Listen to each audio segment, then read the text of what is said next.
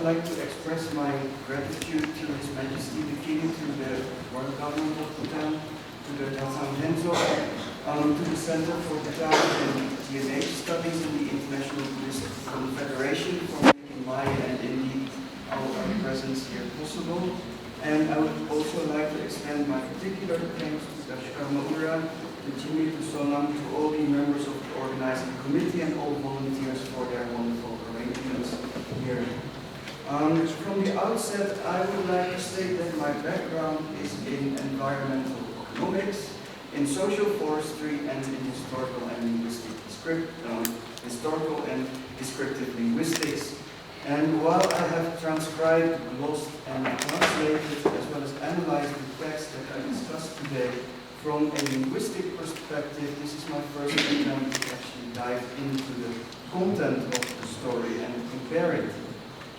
It is also my first foray into the epic of Ling Gesar and the rich literature that has developed around it, and therefore any comments and suggestions, and I already learned a lot in the previous two presentations, are highly welcome. First, I would like to start with a short introduction to the epic of Ling Gesar in general and the performance of Chuk in particular. I will then pay some attention to the possible pre-Buddhist or Bon elements in the Duhumbi version of the story and the Buddhist elements. I'm sorry if you cannot hear me till now. And the major part of my presentation will be about the lessons that members of the public actually derive from the story. Ling Gesar Khepo is the main protagonist in the great epic from Inner Asia and the Himalayan region with the same name, as we already heard.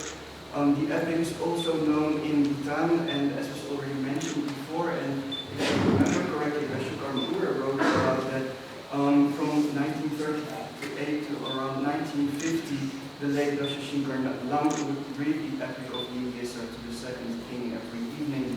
And of course now Bhutan has her own King Gesar, His Majesty the Khepo. Many Ling Gesar stories have been collected and analyzed in the past, and while previously the story had not been reported from Arunachal Pradesh, I made a recording in 2014 in the Chuk Valley, and that is what I'm going to talk about today.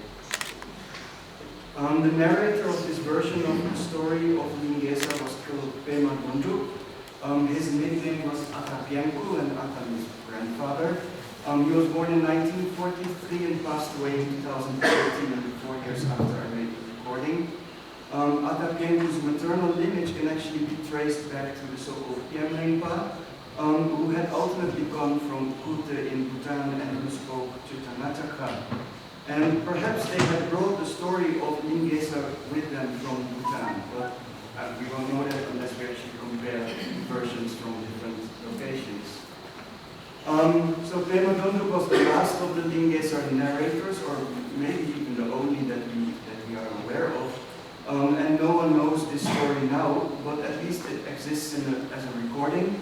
And the narration itself lasts around 90 minutes, and it starts with a purification rite and some offerings to Ling Gesar and the local deities. So the main language of the narration is in Duhumbi, which is the language of the Chuk Valley. And during the narrative, the narrator also comments on the people, the characters in the stories, as well as on the events that happen, placing them in a locally understandable context for the audience. Unlike many other renditions of the Ling Gesar epic, which we have already heard and seen examples of, the Duhumbi version is a purely narrative style. So there are no songs, there is no poetry, we cannot really consider him a bard, he is just a narrator, he tells his story. The narrative is called and presented as a namtar, or a biography. It starts with the initial selection and descent of Ling Gesar, his birth, his adolescence, his marriage, his defeat of the demons on earth, and ends with his peaceful and glorious reign as a Buddhist king. Anyone familiar with the Gesar saga will observe there are many events and characters that also occur in other versions of the epic. Moreover, from the initial introduction onwards, the narrator time and again reminds us of what we must see as Ling Gesar's Buddha nature. And he links these to three major categories: the control over animals, the performance of magic tricks, and certain character traits and skills. So in the paper I give examples of each of these, but again, because of time constraints, I'll not explain them right here in detail. However, we may question to what extent these aspects are really symbolic of Buddha nature, like the control over animals, for example. There are also other references to clearly Buddhist events and people in the story itself, and some examples you can find mentioned here. But for a text that purports, at least in the introduction, to be about the conversion to Buddhism, what is more noticeable, perhaps, is the actual lack of references to Buddhism in the events in the story itself. For example, there's no reference to monastic or scholarly Buddhism. There's no mention of magical rituals of expulsion, the invocation of Buddhist deities. The personalities in the story are not considered as emanations of any Buddhist deities, as in other versions in Eastern Tibet, for example. There's no mention of a circumambulation of Buddhist structures, mention of prostrations, and a major distinction with other versions, especially the Eastern Tibetan ones, is that there is no reference at all to Guru Rinpoche anywhere in the Duhumbi narrative. And more often than being embedded within the story itself, references to Buddhism seem to be made by the narrator. So after another performance that took place several weeks after the one that I recorded, I also asked some people from the audience, so what did you learn from this story? What do you remember from the story? What do you think is applicable for you in daily life? What did you find interesting?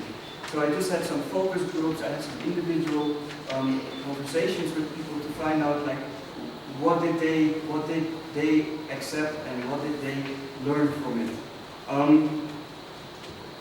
And I also wanted to find out whether the Gesar narrative had some value for propagating Buddhism in the Chuk Valley, because it's still a bit in the flux between Bon and Buddhism. So what did this story contribute to it? And I've subdivided the comments into two sections, one that is more regarding religious aspects of faith and belief, and one that is more regarding social lessons derived from the story. And there are some quotes just from people, just as illustrative material.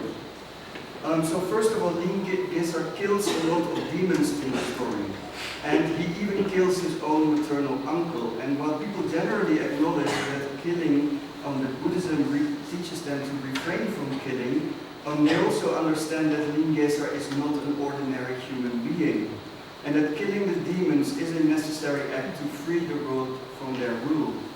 So any attempt to compare highly realized or special beings, like for example Gesar, to us ordinary humans, is just simply wrong. And the killing of the demons is seen as a necessary thing to make the world of humans a better and safer place.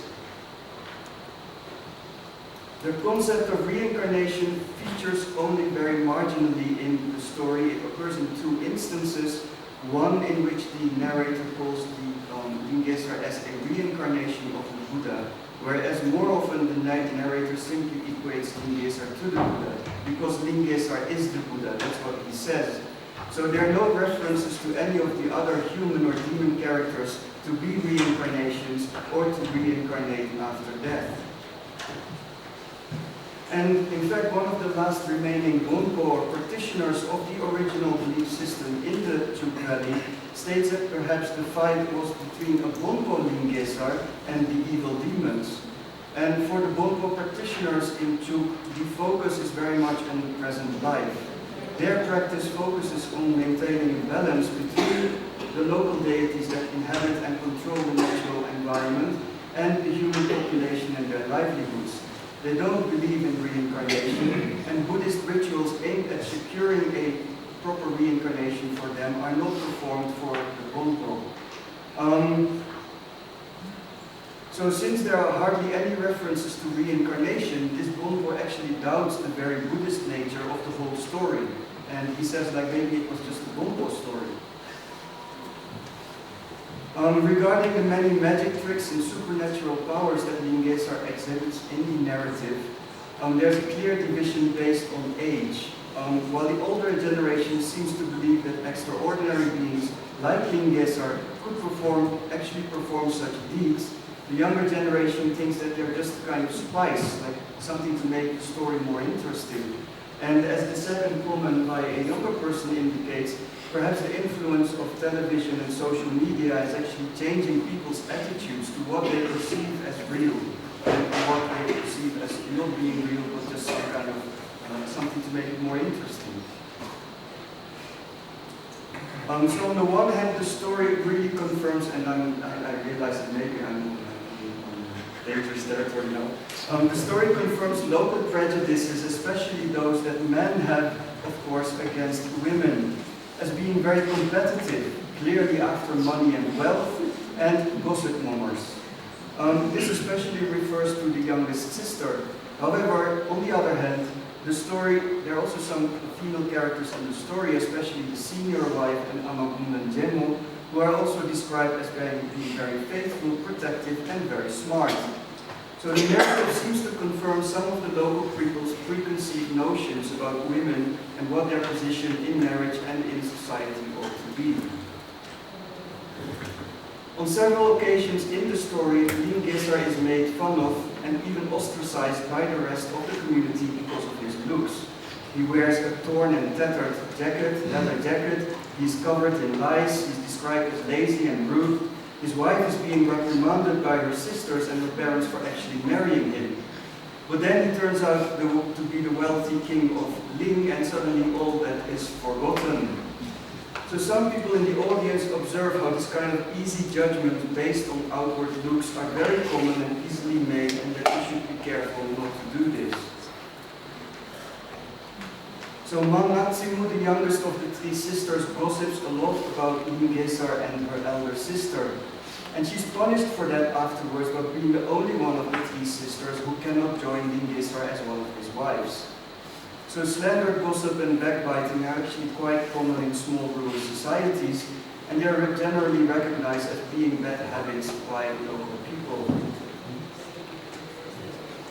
So then to come to some conclusions, the Ling Gesar narrative has both pre-Buddhist and Buddhist aspects, but while the Bon aspects seem to be ingrained in the story itself, the Buddhist aspects are often added by the narrator later on, or by the narrator himself. Several of the lessons that people in the audience distill from the narrative are about correct human behavior and about creating and maintaining social relations and social harmony. So there's relatively little concern for core Buddhist values, principles, and practices. The story focuses the public's attention on their own possible shortcomings and provides them insights and ideas on how to overcome them in order to become better human beings.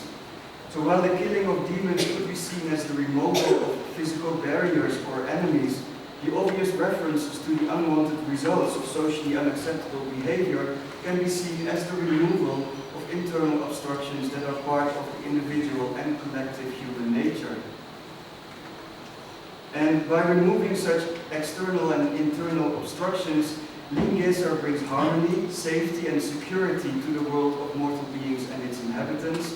And it is this harmony, this safety, and this security that is a precondition for human beings to thrive, and also a precondition for the Buddhist faith to take hold and spread. And I think that that is the main theme of the Duhumbi Ling Gesar narrative, comparing what people actually distill from it to the storyline itself. Finally, the way in which Ling Gesar achieves the stability and security by defeating the demons one by one, by actually physically killing them, and sometimes in very gruesome ways, in this story at least. This stands in great contrast to the way that Tibetan Buddhism in general has dealt with evil spirits and demons, which are more commonly subdued and bound by oath not to harm human beings and their livelihoods.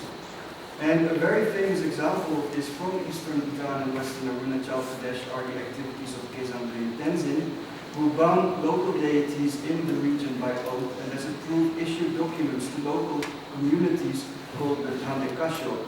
So actually the local people were afraid to adopt Buddhism because they said then retribution will come from local deities, and we will have diseases, we will have misharvest, we will have natural disasters. So his activities basically prepared the way for Buddhism to take hold there.